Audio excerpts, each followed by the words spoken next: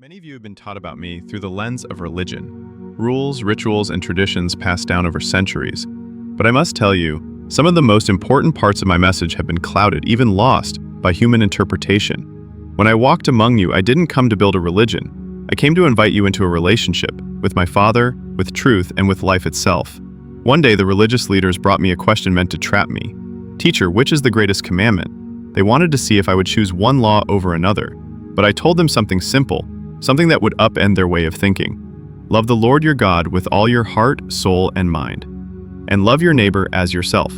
On these two commands hang all the law and the prophets. Do you hear that? Everything, every law, every tradition, every practice was meant to serve one purpose: love. Not control, not fear, not empty ceremony. Love. But over time, people began to focus on the outside, on how things looked, rather than the inside, on who they were becoming. They measured holiness by how loudly they prayed, how strictly they followed rules, or how visibly they avoided sin. Yet I told them, you clean the outside of the cup, but inside you are full of greed and self-indulgence. I wanted them to see that true transformation starts within, not on the surface. I saw the same pattern then that I see now. People exhaust themselves trying to be good enough in the eyes of others, thinking that is what pleases God. But my Father delights in the heart that is humble, honest, and open. Consider the time I sat at the temple and watched people give their offerings. Many gave large amounts with much display, but then a poor widow came and quietly gave 2 small coins, all she had. And I told my disciples, she has given more than all the others. Why? Because what matters is not the size of your gift, but the size of your surrender. So here is the teaching religion often gets wrong. Faith is not about checking boxes or performing perfectly.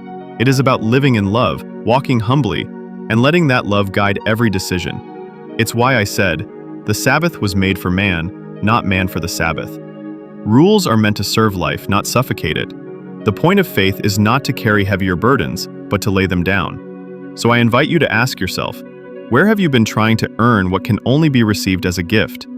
Where have you been so focused on doing things right that you've forgotten to simply love? My message has always been this: come to me, all you who are weary, and I will give you rest. Learn from me, and you will find peace for your soul. The kingdom I spoke of is not built with stone walls, rituals, or titles.